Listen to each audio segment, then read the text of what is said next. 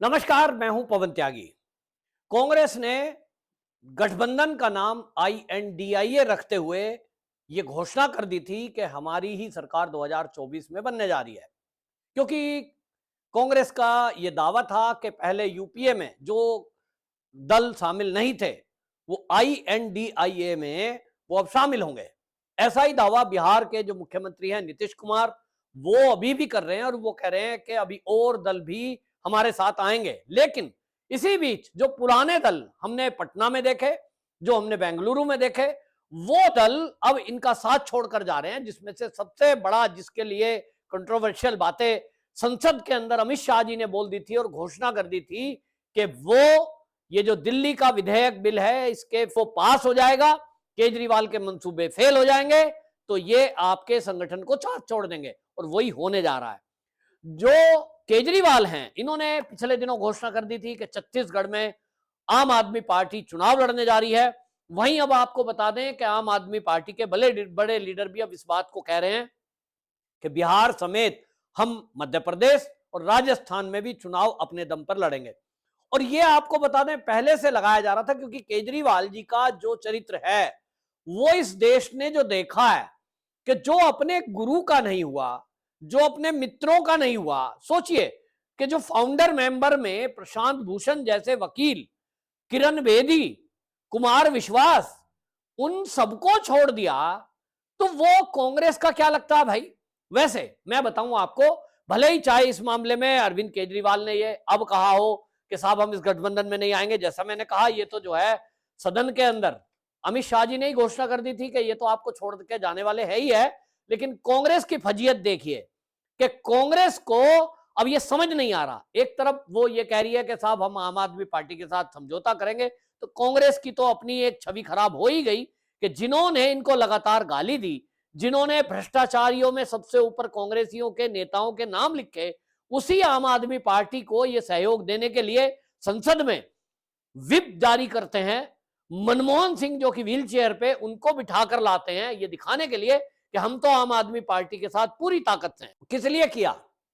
इसलिए क्योंकि उनको लगता है कि 2024 में आम आदमी पार्टी से समझौता हो जाए तो चलिए कुछ जगह लाभ ले लिया जाए, क्योंकि अगर पैरेलल में वो खड़े होंगे तो कांग्रेस की कुछ सीटें घटेंगी। लेकिन इससे जो नेगेटिव इंपैक्ट पड़ा है वो सबसे ज्यादा सामने आ रहा है पंजाब से, नंबर 2 दिल्ली से। दिल्ली के नेता पहले ही बोल चुके हैं, चाहे संदीप दीक्षित हो चाहे अजय माकन हो। लेकिन अब पंजाब के नेताओं ने बाकायदा लेटर लिखा है, और पंजाब में प्रताप सिंह बाजवा जो विपक्ष के नेता है उन्होंने खुल करके ये पत्र लिखा है कांग्रेस के आला कमान को, और उन्होंने ये कह दिया, इतना तक कह दिया कि ये जो आम आदमी पार्टी है इसकी तो पंजाब के अंदर इसकी कोई शकल देखना नहीं चाहता। ये जो नए लोग आए हैं और ये पंजाब के लिए दीमक हैं। जी हां, उन्होंने दीमक कहा है और इसको बेमेल शादी कहा है कि जो कांग्रेस ने समझौता करने की बात की है। बाजवा ने कहा कि देखिए ये आपने पंजाब में जो इन लोगों को छूट दी उसके कारण से आज पंजाब के अंदर 5 में से 1 व्यक्ति, हर 5 में से 1 व्यक्ति नशे की लत में है। यानी युवा पंजाब के बर्बाद हो रहे हैं और ये जो सरकार है ये कुछ नहीं कर रही है। दूसरा, आपको बताएं आम आदमी पार्टी लगातार जो मोदी जी को तानाशाह करती है, ये प्रताप सिंह बाजवा हैं जिन्होंने पत्र लिख करके ये बताया है कि ये जो यहां पर भगवंत मान है ये तानाशाह की तरह राज कर रहे हैं। अब आप सोचिए, हम लोग बाहर बैठे हैं, पंजाब से कोई खबरें बाहर नहीं आती हैं। प्रताप सिंह बाजवा कह रहे हैं कि मीडिया को ऐसा मैनेज कर लिया गया है कि पंजाब की कोई खबर आपको राष्ट्रीय चैनल पर, राष्ट्रीय अखबारों में नहीं मिलेगी। लोकल आप गांव में जाओ तो आपको पता चलेगा कि हर गांव में ड्रग मिल रही है। और यह बहुत बड़ा आरोप है। भारतीय जनता पार्टी ने यह आरोप नहीं लगाया और उन्होंने यह कह दिया कि पंजाब का कोई भी कार्यकर्ता आम आदमी पार्टी से समझौता कतई नहीं चाहता, क्योंकि ये दीमक की तरह पंजाब को खोखला कर रहे हैं। उन्होंने कहा ये एंटी पंजाब लोग हैं। मतलब आप सोचिए कितने एलिगेशन लगाए हैं। उन्होंने आम आदमी पार्टी को दीमक कहा है, उन्होंने आम आदमी पार्टी को एंटी पंजाब कहा है, उन्होंने आम आदमी पार्टी को नशे के बढ़ावा देने वाले कहा है, और तो और ये तक बाजवा ने कह दिया कि इनकी वजह से पंजाब के इतने हालात खराब हैं कि पंजाब में गांव में ये ड्रग मिल रही है, ठेकों पर मिल रही है, और कहते हैं इसकी शकल देखना नहीं चाहते। तो आप सोचिए क्या स्थिति है। अब ऐसी स्थिति में अगर कांग्रेस पार्टी आम आदमी पार्टी से समझौता करती है सारी अपनी शर्तों को नीचे रखते हुए, जैसा कि संसद में किया है, तो अब आप समझ सकते हैं कि पंजाब में तो विद्रोह पक्का है। नंबर 2, दिल्ली से भी आपको यही खबर मिलेगी। मैं पहले भी कह चुका हूं, दिल्ली में कम से कम 2 नेता तो ये मन बना चुके हैं, संदीप दीक्षित और एक अजय माकन। यदि कांग्रेस ने, आला कमान ने उनकी बात नहीं सुनी, तो इन दोनों नेताओं के पास और कोई ऑप्शन नहीं बचेगा। राजनीति खत्म है। 7 सीटें हैं, 7 सीटों पर लड़ने की घोषणा बेशक नेताओं ने करी है, लेकिन आम आदमी पार्टी भी दिल्ली की 7 सीटों पर लड़ने की तैयारी कर रहा है। और अरविंद केजरीवाल जी ने जो घोषणा की है कि छत्तीसगढ़ में लड़ेंगे, मध्य प्रदेश में लड़ेंगे, तो ये सब लड़ेंगे। इधर जो है बिहार के जो मुख्यमंत्री हैं उनके मन में अलग ही लड्डू फूट रहा है। उनसे पत्रकार पूछ रहे हैं कि भैया अभी मुंबई में जो बैठक होने वाली है आप लोगों की, 31 अगस्त को आप मुंबई जा रहे हैं, इसके बारे में आप क्या कह रहे हैं? भारतीय जनता पार्टी तो ये कह रही है कि आपस में INDIA में फूट हो गई है। वो कह रहे हैं इन्हें, बीजेपी वालों को जो भी है कहने दीजिए, और हम जा रहे हैं, अभी तो और लोग भी आएंगे। वो, उनको एक अलग ही खुशी है, प्रधानमंत्री चेहरा ना भी बने, उनको लगता है मैं इस INDIA का संयोजक बन जाऊं, संयोजक बन जाऊंगा तो कहीं प्रधानमंत्री चेहरे की बात आएगी। जबकि इनको ध्यान देना चाहिए कि कांग्रेस के लीडर जो लगातार बयानबाजी कर रहे हैं वो उसके अलावा कर भी नहीं सकते थे।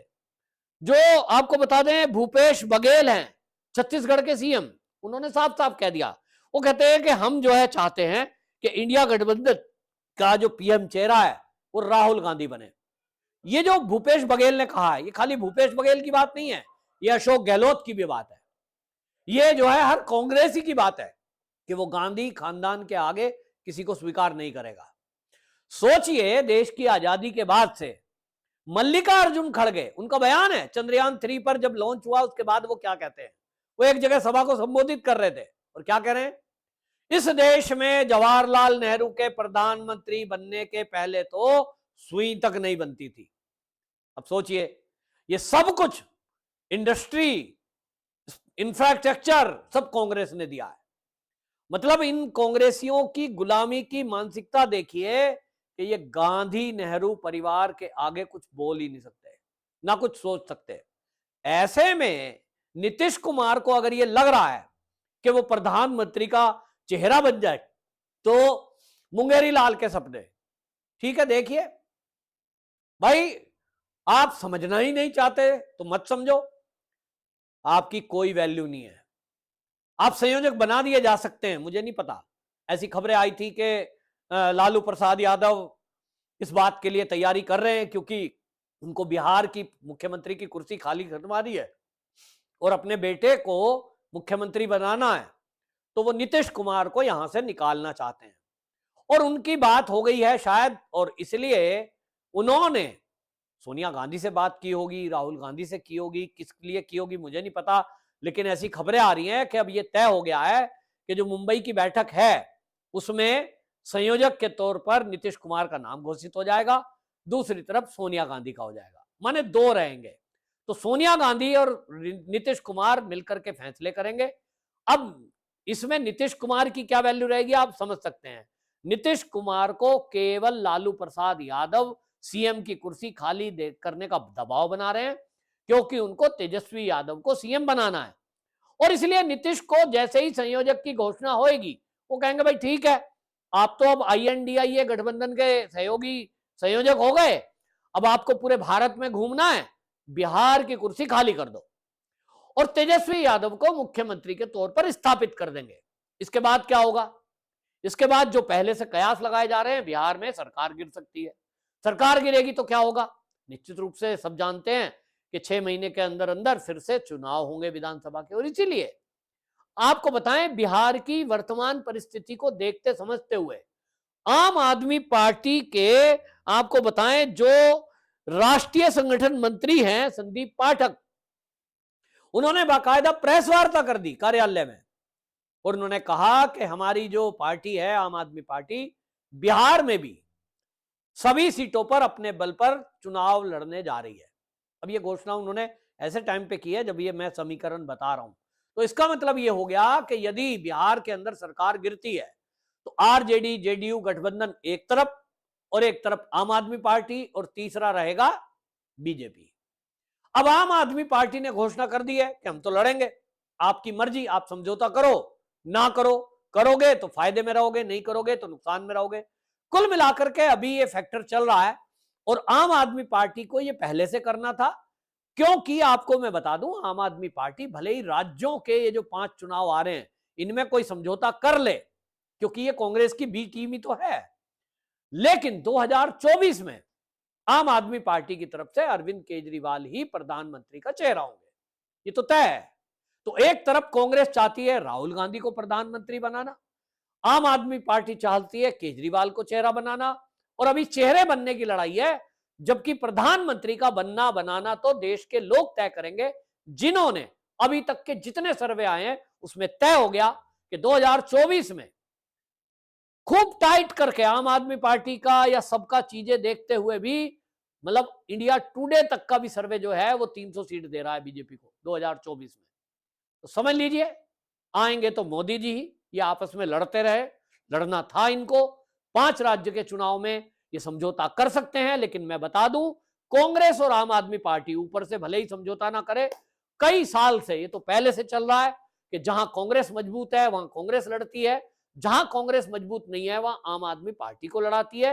ये दोनों एक दूसरे की ही टीम ए टीम बी हैं, इनको अलग अलग समझने की जनता भूल ना करे। ये घोषणा जो भी करें बाकी को ये यूज करेंगे, और देश का प्रधानमंत्री कौन बनेगा उसके लिए जरूर मैं आपको बता दूं, सोनिया गांधी वो महिला है जो अपने बेटे को पीएम बनाना चाहती है, उसके लिए वो जो भी तिकड़म भिड़ानी पड़े भिड़ाएंगी। लेकिन अगर उनको लगता है बीजेपी को रोकने के लिए केजरीवाल को आगे लाने से फायदा हो जाएगा, तो मैं आज आपको बता रहा हूं कि वो केजरीवाल को भी पीछे से सपोर्ट कर देंगे। लेकिन अभी वो दूर की बात है, पहले आप देखते जाइए। अभी मुंबई की बैठक से पहले जो ये उठापटक हो रही है, जिसमें वाजवा साहब का लेटर जो आया है, उसके बाद तो ये तय हो गया है कि कांग्रेस के साथ आम आदमी पार्टी 2024 के चुनाव में तो लड़ने नहीं जा रही है। आपकी क्या राय है? कमेंट बॉक्स में जरूर बताएं।